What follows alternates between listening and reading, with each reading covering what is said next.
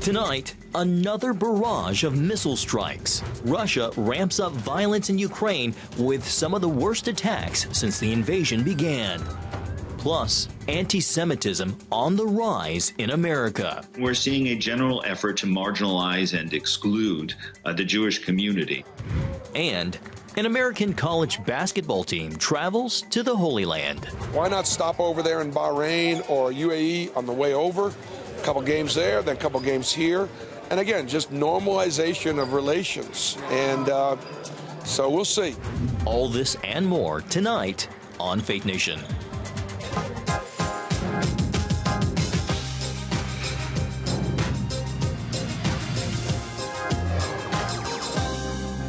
Russia stoking a new reign of terror, sending panic and fear to levels not seen since the war started. Welcome to Faith Nation. I'm John Jessup from our Washington studios. Well, for the second day in a row, Russia intensifies its attacks against civilian targets in Ukraine, prompting an urgent meeting of international leaders and pushing the White House to consider more American aid for Ukraine's military. Stunningly, Vladimir Putin announced he personally ordered the strikes in retaliation for the destruction of a Crimean bridge that holds special significance to Russia. For the latest, let's go to CBN News White House correspondent Abigail Robertson. Abigail, can you tell us more about the White House response? Well, John, today during this emergency summit, the Ukrainian president asked the G7 leaders, the leaders of the G7 countries, for more modern, effective air systems. President Biden and the fellow G7 leaders later released a statement of support while warning Russia that any use of biological, chemical, or nuclear weapons will be met with severe consequences.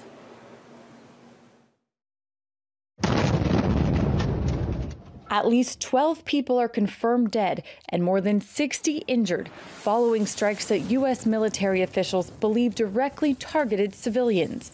So scary, you know, you can drive to work and boom, and you're gone. The missile struck several cities, including the capital of Kyiv, with one hitting this close to a children's playground. Major Ukrainian cities seen here in the dark after the attacks knocked out parts of the country's power grid. We don't know what the next steps here are for Mr. Putin, but you could see just from the reaction of the Ukrainian people over the course of the weekend, they're not backing down, they're not slowing down. National Security Council member John Kirby telling ABC News the U.S. will continue to provide Ukraine tools needed to succeed on the battlefield. We believe that Mr. Putin should remove all his troops from Ukraine. Short of that, and clearly he has shown no indication of being willing to do that or even to sit down at the negotiating table. So short of that, what we have to do is make sure that Ukraine can continue to succeed on the battlefield so that when it gets to the negotiating table, Mr. Zelensky has the leverage that he needs to succeed in negotiations as well. And the G7 leaders reaffirmed their commitment to provide Ukraine the military and defense equipment needed to defend itself against Russian aggression and regain control of its territory. John? All right, Abigail Robertson reporting at the White House. Thank you, Abigail. Well, all signs point to Russia as the country of origin for a coordinated hacking attack targeting the nation's biggest airports. White House National Security Council Coordinator John Kirby, who you just saw in Abigail's report, says it's too soon to know if the Russian government itself is behind the so-called denial of service attacks. We're investigating this. We're looking at this. Obviously, it's of concern. Certainly, we're grateful that no airport operations were affected, no safety was put at risk. But we're looking into this, and we'll take that seriously. Computer engineers and programmers are scrambling to protect airport websites after LaGuardia's homepage was hit overnight. Hackers targeting America's busiest airports from Atlanta to LAX and Chicago O'Hare, over a dozen in all. Well, joining us now is Gordon Lawson, CEO of Conceal, a cybersecurity firm. He is also a former U.S. naval officer who served both in the Middle East and Africa. Gordon, welcome to Faith Nation. The group claiming credit for these attacks, known as KillNet, has a history of attacking NATO allies since the start of Russia's invasion in Ukraine. Gordon, does this group have any official links to the Russian government? You know, I think it's always difficult to tell, John, how the official links are, but I think it's pretty well understood in the national security community that certainly there is tacit support for these criminal organizations that are conducting these cyber operations. If there is passive support that can be linked to the Russian government, what kind of response can be made from whether it's NATO allies or the U.S. government for these attacks? Well, I think there's a couple things here. I think first off, we need to continue as a nation with our allies to put pressure on Russia. Their behavior in Ukraine has been abhorrent, as you covered earlier in the segment. But I think really the most important thing that the United States can do and our NATO allies can do is continue to strengthen our cyber defenses. We need to make sure that our critical infrastructure, as we're seeing with these airports, are really hardened from these types of attacks. Now, the good thing is a DDoS attack is really more of an annoyance than something that can cause catastrophic harm. But at the same time, we have to continue to invest in the cyber defenses that will protect against these sorts of operations and make our infrastructure more resilient. Gordon, you teed us up perfectly for the next question. The attacks targeted our nation's largest airports. While it did not affect flights this time around, could a denial of service attack jamming websites with data lead to dangerous outcomes? Absolutely. I mean, the web and browsers, really the internet, the connectivity is the new edge of cybersecurity. Almost every vulnerability can be traced to that, and the vectors that affect those applications come through the internet for sure. So yes, these things can always get worse. I think also denial of service can often lead or be a foil for a ransomware attack. And we've seen a ransomware attack occur in the nation with one of the largest healthcare providers this week as well, that's purported to have maybe 20 million people's personal data being leaked. So absolutely, these things are usually cascade, and it's only the first kind of salvo, if you will, in cyber warfare. And so we have to continue to make folks understand how significant the threat is, continue to invest in cyber defenses, and really do everything we can to make sure we know that this is a threat that's not going to stop. Gordon, as we said earlier, KillNet is the same group behind other attacks on NATO. It's also claimed responsibility for taking down a U.S. congressional website this summer. How well prepared is the United States for further attacks?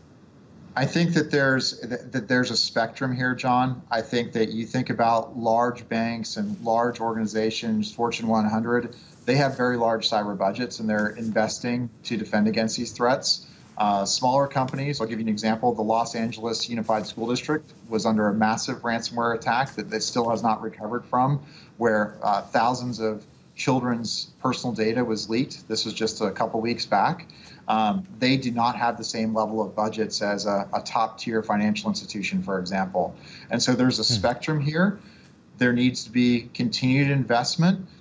There are, I think, strong solutions out there that add value and can give people that minimal level, but it's certainly a problem that's not going away anytime soon.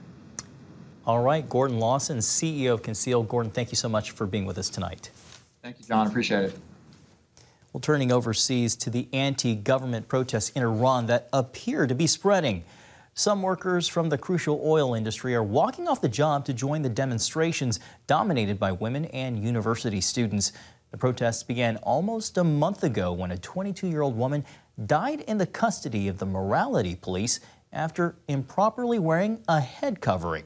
Security forces are cracking down. One rights group estimates 185 citizens have been killed. Both the United States and the United Kingdom announced new sanctions on Iran. Well, global anti-Semitism's rise is ushering new lows at colleges and universities here in America.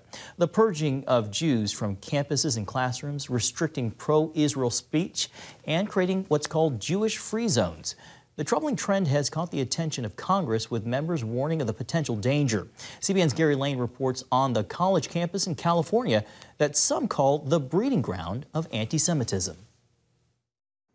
Anti-Semitism is on the rise here in the United States, with hate crimes against Jews setting an all-time high last year.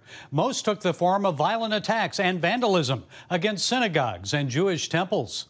This week on Capitol Hill, congressmen expressed concerns about a new wave of anti-Semitism infecting young American adults. The substitution of the word Zionist for Jew has become the modus operandi of a new insidious strain of anti-Semitism that has taken hold in college campuses and on social media platforms. During public demonstrations like this one, pro-Palestinian protesters call for Jews to be purged from college campuses and classrooms. And critics say that's exactly what has happened at the University of California, Berkeley, where some students have attempted to restrict pro-Israel speech. Berkeley Law School Dean Erwin Chemerinsky says a rash of media reports about Jewish-free zones are not true.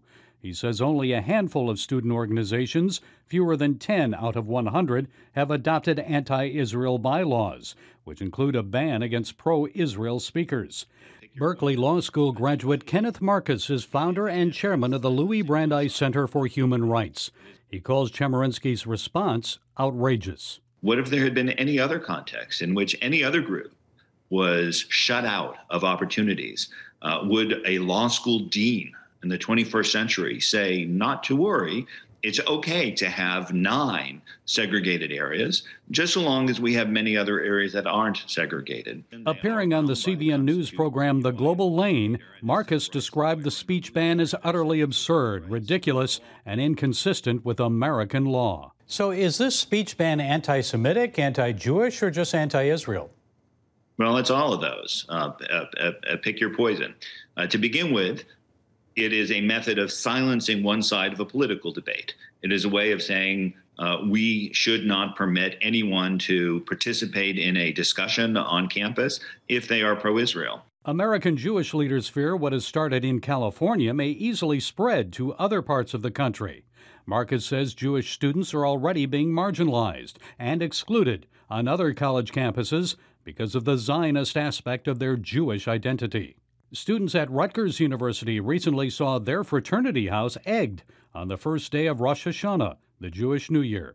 We're seeing a general effort to marginalize and exclude the Jewish community, to create the notion that Jews and the Jewish community and establishment are simply not a normal part of life on college and university campuses. What's happening at Berkeley Law now is in some respects unique, but in some respects it is simply the latest in what is clearly a nationwide trend, and an ugly one. And concerned leaders like Marcus and Congressman Torres believe only by standing up and speaking out can Americans reverse the growing tide of American anti-Semitism. Gary Lane, CBN News. Thank you, Gary. The great political realignment continues. Why a longtime Democrat is leaving the party.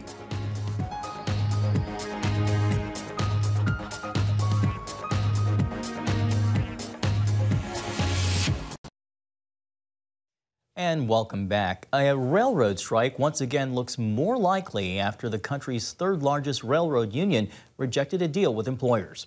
The union represents more than half of America's track maintenance workers. They spurned last month's deal brokered by the Biden administration that was designed to avoid a shutdown and a blow to the economy.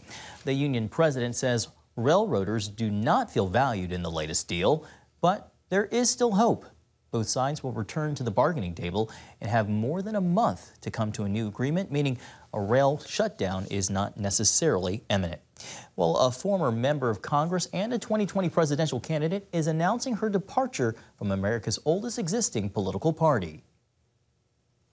I can no longer remain in today's Democratic Party. It's now under the complete control of an elitist cabal of warmongers driven by cowardly wokeness, who divide us by racializing every issue and stoking anti-white racism, who actively work to undermine our God-given freedoms enshrined in our Constitution, and who are hostile to people of faith and spirituality. Gabbard made history in 2012 when she became the first American Samoan and practicing Hindu in Congress, serving as the representative of Hawaii's 2nd District. The Iraq War veteran has been a vocal critic of Democratic policies over the border and police funding.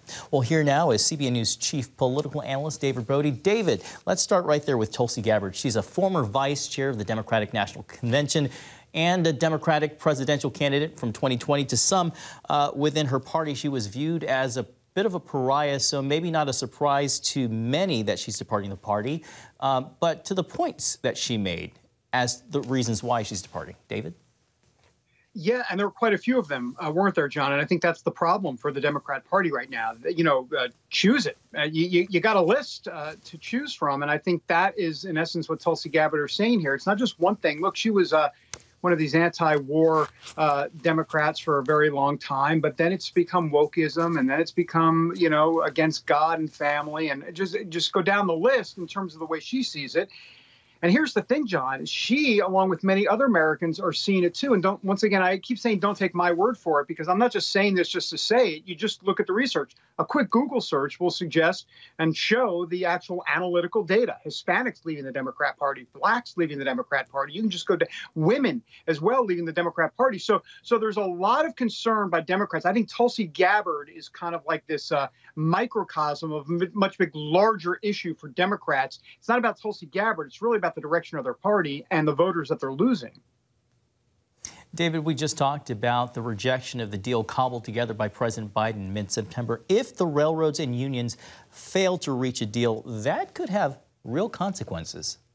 Well, there's no doubt. And it's the last thing Joe Biden needs. I mean, my goodness, it's been one thing after another with Joe Biden and what he's either A, had to deal with, in this case, the rail strike, or B, what he has created. But in this case, I mean, this is the last thing the White House needs. And, of course, it's going to give Trump an opportunity to say, hey, I'm Trump. I could have been the art of the deal. I could have come in and worked a deal with the rail strike situation here. But look, ultimately, I think the White House has to figure this out. 30% of freight in this country is done through the railroads in this country. So can you imagine, John? I mean, 30% of freight in this country. I mean, we're talking groceries, we're talking, excuse me, all sorts of, furniture, everything, the whole kit and caboodle. Could be a real disaster for Democrats. Disaster indeed, not just for Democrats, but for Americans who would be hurting. David, there's a new TIP poll that shows a majority of Democrats are now joining the rest of Americans questioning the president's mental health. The 79-year-old's including that awkward campaign moment where he asked for a dead congresswoman.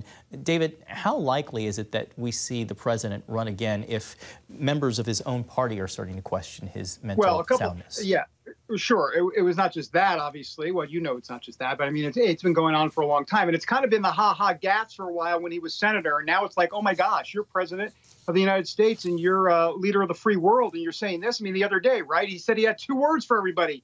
Made in America. I mean, it's not funny anymore. It just isn't funny. And Democrats are understanding this. And so, look, I think ultimately, what does this mean? It means that there's not going to be a Joe Biden running for president in 2024. I can't imagine that. But beyond me, just whether or not I can imagine it or not, there's talk within the White House about how we're going to get out of this, if you will. How are we going to kind of figure out what the next step is here, because that's why Joe Biden walked it back when he was asked if he was going to run in 2024. He's not committing. So, yeah, there are a lot of problems here, John. We will just have to wait and see how it all plays out. And we've got you to help us do that. CBN's David Brody, thank you so much for your time. All right. Thanks, John. Still to come on Faith Nation, how one college basketball team's trek to the Holy Land can inspire other teams to make similar pilgrimages. Welcome back. Even as Israel currently experiences an uptick in violence, including the death of a military police officer last weekend, the Jewish nation remains a top destination for visitors of all stripes. Recently, Auburn University's basketball team traveled there. As CBN's Chris Mitchell reports, it could be the first of many more college teams visiting the Holy Land. I believe it's going to be, and I don't know, we've kind of called it birthright for college basketball, but I don't want to take away from the birthright name, because that's for Jewish kids to come back to their homeland. But when you say it, I think people get the idea of what we're trying to get accomplished. I'd also like to somehow tie it to the Abraham Accords. Like, why not stop over there in Bahrain or UAE on the way over? A couple games there, then a couple games here. And again, just normalization of relations. And so we'll see. Bruce Pearl is the winningest coach in Auburn's history and one of only 4 Jewish college coaches to take his team to the Final Four in the NCAA basketball tournament. He sees sports as a common denominator. It brings people together. It brings teams together. It brings universities together. It brings communities together. And, sports obviously is a way it's brought us together. He rallied this group of Israelis. God has blessed us. He's chosen us. And with that's a responsibility. Just like I tell my players, you got to represent the name on the front of your jersey. That's Auburn. You got to represent the name on the back of your jersey. That's your family name. But you also got to represent God's children, the Jewish people. You got it with how you act, with how you study, with how you love each other, what kind of neighbor you're going to be. Let the light continue to shine upon you and shine upon all of our people. The Auburn team played a number of exhibition games with Israeli teams. They also got to tour Israel, from the Western Wall, the Dead Sea, the Sea of Galilee, and many got baptized in the River Jordan. For many, like Dylan Cardwell, it was their first trip to the Holy Land. Insane, just seeing the Bible come to life and being able to tour Jerusalem my first day here and just see the route that Jesus went on before he was crucified and seeing the stone that he was anointed on. I'm just so glad I got to experience that stuff and just see the life that Jesus has lived and how it's impacted billions and billions of people, like 2,000 years down the line. After college, Cardwell hopes to play in the NBA, then enter the ministry. His time in Israel is bringing the Bible to life. Can't believe I'm here, after reading so much about it and studying so much about it and just hearing about it from my friends and my family and my small groups and my church and my community. It's just insane to see it come to life. It's a big blessing, bigger than I can ever ask for.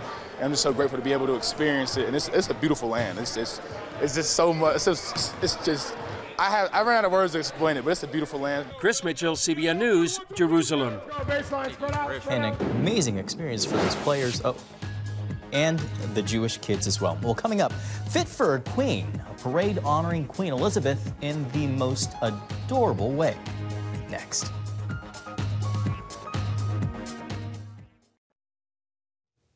And finally tonight, carrying on the heritage of the late Queen. Dozens of corgis and their owners flocked to the gates of Buckingham Palace in London over the weekend. The crowd came out to show their respect for the late Queen, holding a parade to celebrate both her life and her favorite breed of dog. In royal fashion, the pups sported hats, bow ties, and scarves. The late monarch was partial to corgis and owned nearly 30 during her lifetime. After her death last month, the furry Welsh dogs gained popularity, noted for being fantastic canine companions. Cute little dogs there. Well, that's going to do it for tonight's Faith Nation. We'll see you right back here tomorrow.